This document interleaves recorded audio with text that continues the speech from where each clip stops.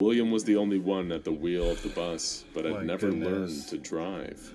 Yo! How are you gonna set this up? Oh my god. I'm dead. For the dude that had the idea to go out into space doesn't even know how to drive the spaceship. Jerry didn't even teach him at all before they actually took off for situations like this. What if Jerry needs to sleep? Who's gonna mount the wheel? Later, in the void. What's going on, everyone? It's your boy Savvy, and welcome back to the Savvy Show. And in today's episode, we have a cool one because literally when I read the title, it reminded me of the Magic School Bus. It was a cartoon show I used to watch when I was younger. If you guys probably know that show, let me know in the comment section below. But that was like the first thing that just popped in my mind until I saw the skeleton inside the bus. But that's what brought me back to reality. But for today, we're going to dive deep and see what this is all about. So with that being said, if you guys are excited for this reaction, please remember to smash that like button for me. Let's try to get 70 likes on this one. Also smash that sub button, join the family, and then hit that bell so you do not miss an upload. And now, without any further ado, let's get this show started. Alrighty, this is SCP-1958, Magic Bus. Let's go. Ever since we took those first steps out of the primordial soup, mankind has long since looked to the night sky and dreamed of setting out among the stars. Space is, as it has been said, the final frontier. The vast, inky void that, for all its perils, still holds a sense of wonder and calls us to venture out and explore the cosmos. I really doubt caveman was actually wondering about flying in the skies and, exploring space. I would figure they're thinking about how they're going to get their next meal or what transportation they could create to streamline the process of eating and getting to point A to point B, Just saying, I feel like that's kind of complicated to even be dreaming about, to be honest. The earliest missions of the space race during the 50s and 60s showed the people of Earth that, while it wasn't easy, the dream of achieving space travel was possible.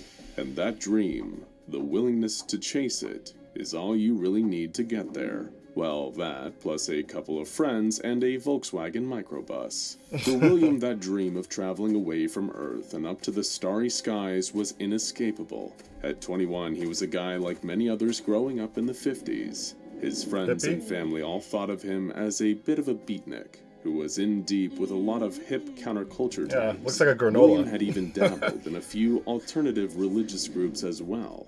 Oh, if you guys don't know what that means, that's what, it's just a term to call hippies, granolas. If you guys never heard of that, it's probably from the area I'm from, but if you guys heard about that term, let me know in the comment section below. Practices like the action of transcendental meditation, as well as the teachings of Meher Baba, an Indian spiritual leader who claimed to be God in human form. In other words, William would have been a full-blown hippie in the 60s if he'd only lived long enough to see them. Even now, the idea of taking a summer road trip with a small group of close friends isn't unheard of. And that's almost exactly what William had in mind during the summer of 1958. Oh, with 58, a few dang. key differences. For one, this was set to be a one-way road trip with zero plans for a return journey. The hell? And why? You guessed it. It was because William and his pals wanted to go to outer space. And not come More back? specifically, they wanted to drive to space. To leave the world behind and cruise all the way out into the shining lights of the solar system. In March, William bought a brand new microbus, a Volkswagen Type 2 Samba bus, after pooling money for a down payment with his three friends. Jerry, Sam, and Susan. And how are they just so happy to go along with this dude? How are they going to survive in space, knowing that this is a one-way trip? Y'all goofy for this one, man. Oh my god. Ask anyone nowadays to picture an old-school minivan, and they'd probably end up describing the exact same type of bus. What had spurred them to buy a bus in the hopes of traveling off-world in it? Well, the three had recently been excommunicated from the Fifth Church, a highly secretive New Age religion. Members of the church, or Fifthists, are all about conformity and control. You may remember these eccentric folks from our video on SCP-3512, The More You Know. But William's intention of traveling to space seemed to conflict with the Fifth Church's beliefs. Most likely on account of his free spirit defying a group whose two main hobbies were obsessing over patterns and mind control. I thought it was just a regular The young man believed there was magic up there among the stars, and refused to work a boring 9-to-5 waiting for that magic to come down to Earth. So, with the help of Jerry, he began to work on modifying the bus. Heaven was up there, and according to William, it was waiting for its angels. It took about 2 months. Wow, he really sold this to them. Because if I was one of his friends, I would be like, yo, okay, this is all well and good, but we're going to come back home, you know? We need to grab our luggage or whatever to live on the moon, right? Like, I would try to, ask these questions and figure out, like, what's his actual plan. But if he just says, like, yo, no, we're just going to go straight to the moon and, we ain't going to turn back, I'd be like, this boy crazy. Like, I would not go with him. Oh, no. But Jerry came through. The engine compartment and cabin of the microbus were now airtight, with the section near the rear doors transformed into an airlock. The windows were replaced with shatterproof acrylic, the outer surface treated to withstand any space debris. The gas tank had been replaced with technology decades ahead of its time, but the steering wheel, gear shift, handbrake, and pedals all functioned exactly the same. One look at the outer panels of the microbus would have told you what it was and where it was heading. Spaceship? The word Starmobile was spray painted on one side God. and the other Alpha Centauri, or bust. Oh, yeah, The that's 4th of kinda cool. July rolled around and their Starmobile took flight. On the 4th of William, July, keeping wow. a diary of their journey, all those referred fireworks? to himself and his friends as the only 4 people in the universe who were truly free. Careening upwards at 82 miles per hour Let's without see any this. police to stop them, no longer restricted by mundane life on Earth. The group traveled higher and higher in their microbus. How are you, Their like, plan even was to surviving? travel straight to Alpha Centauri, the closest star and planetary system to our own solar system. Thinking their journey would only last a few short weeks, William and his friends waved farewell to Earth. A few The bus short had weeks? everything on board that these How if it's a one-way trip? What? Are you planning to live on the star or something? What are they talking about? intergalactic travelers could possibly need. From bedrolls and pillows to sleep on, to enough dehydrated food to feed the 4 of them for 3 whole months in space. Nice. There was even room aboard the microbus for Susan's cat Millie, as Wow. well as all the comforts of home.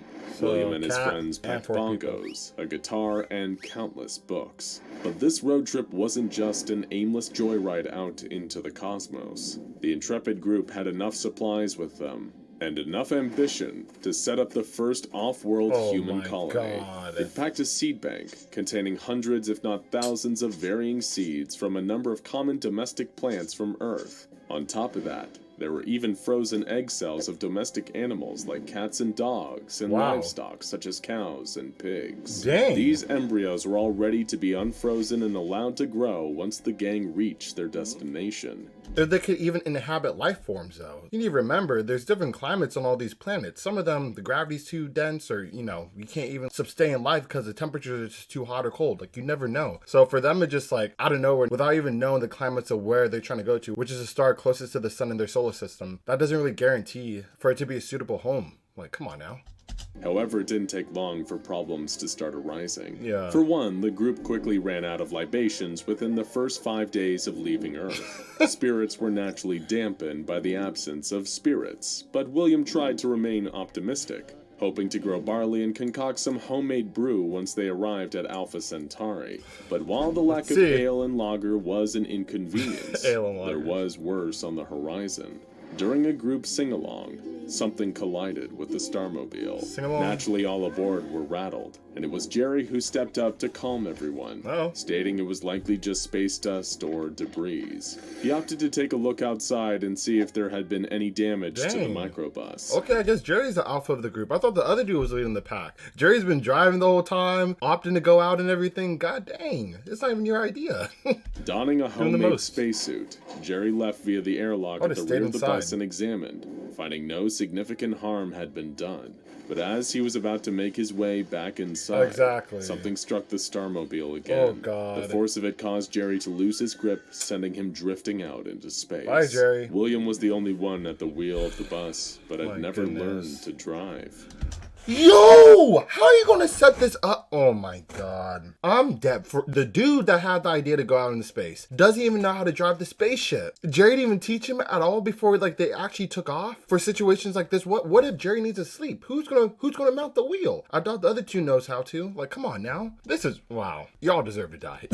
Eventually, he was able to turn the Samba bus around, but it was too late. Oh my God. Jerry was dead. adrift in the cold vacuum.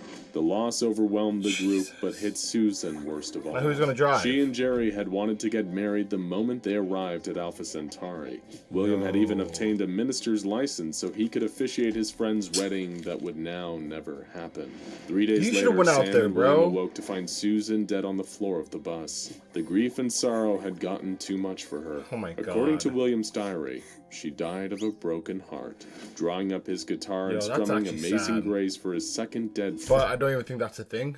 But we're gonna keep it pushing. I don't even know. She's already pushing Daisy, so no reason to go in. But I'm just saying I don't think that's a thing. William watched as Sam let Susan's body drift out of the airlock. He wrote in his journal that he hoped she would find Jerry out there in space, and at least they would be together. Dang. By now, it had been well over 50 days since the Starmobile had 50 left the safe days. confines of planet Earth. The group had suffered 2 tragic, heartbreaking casualties already, one by accident and one as a result of the first. And yet, William and Sam, the survivors, were still traveling even deeper into the dark void above, plotting their course to Alpha Centauri as best they could with the hand-drawn star charts they had brought with them. So I guess you just So learned how to far, drive their now. journey into space had begun with promise and optimism, and was now fraught with dangers and obstacles. And these were far from over. Slowly, William began to realize that it was taking much longer to reach their destination than he and Jerry had first anticipated. Alpha Centauri is roughly 4.5 light years from Earth. Oh my Bear in God. mind that a single light year is equivalent to roughly 6 trillion miles. Bruh. William was unsure if the microbus had been traveling in the right direction,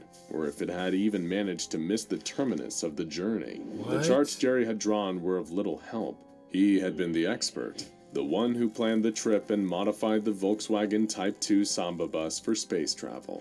William was out of his depth, hurtling through the galaxy with little help from his passenger. To make matters worse, both William and Sam had started feeling unwell. Not just travel sick, as you might expect after spending a long ride in a microbus trundling through space.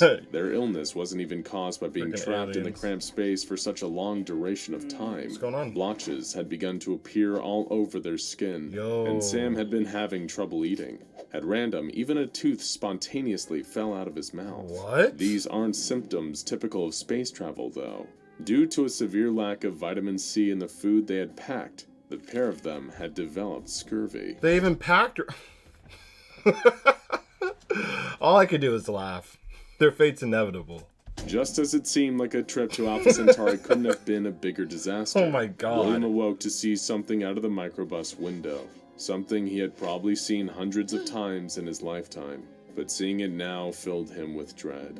It was the moon, as in Earth's moon.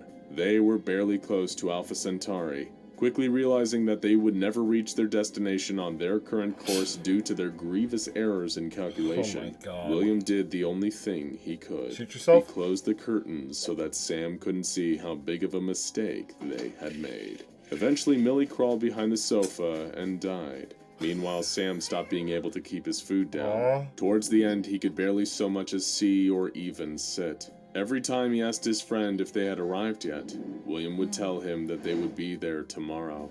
He couldn't bring himself to tell Sam the truth. Finally, Sam asked William to read to him a poem by Dylan Thomas called "And Death Shall Have No Dominion." He was dead before William finished reading.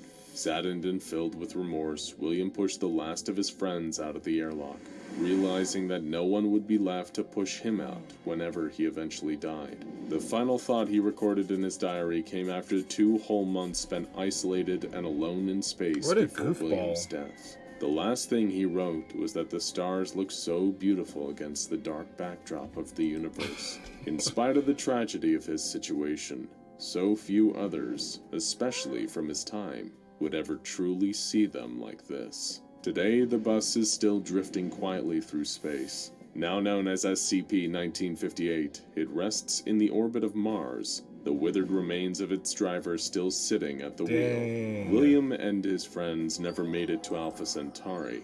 In fact, it would have taken them almost 40 million years to reach it. How could they mess up that bad? 40 million and they actually thought they could reach it? What charts were you reading, bucko? I never seen someone make so many rookie mistakes in an episode. This is actually impressive. Like, for real. They never saw their dream come to the ending that they had planned. Not in the right Instead, way, though. William, Jerry, Sam, Susan, and Millie the cat all died among Millie. the stars, sorry driving for the their cat. magic bus, Had no idea their what's going on. starmobile, out into the unknown. For them, space, that final frontier, had a lot more finality to it. Now my go check out God. How Not to Kill an SCP. Bro, that was a funny one. This probably takes the cake of the most goofy mistakes in the episode, man, because this one had me rolling. For real. If you guys enjoyed this reaction, though, please let me know by smashing that like button. And also let me know what you thought in the comment section below about this SCP and how it was delivered. I had a good time watching it. It was kind of funny, surprised and how sad it was. But yo, like, sad how they messed up so many times. Like, it was kind of embarrassing to literally, he had to close the blinds. That was hilarious. But anyway, let me know in the comment section below and smash that like button if you're not part of the family already, so you can get more content such as this. And remember, hit that bell so you do not miss an upload. And unfortunately, that concludes today's episode. However, I'll catch you guys on the next one.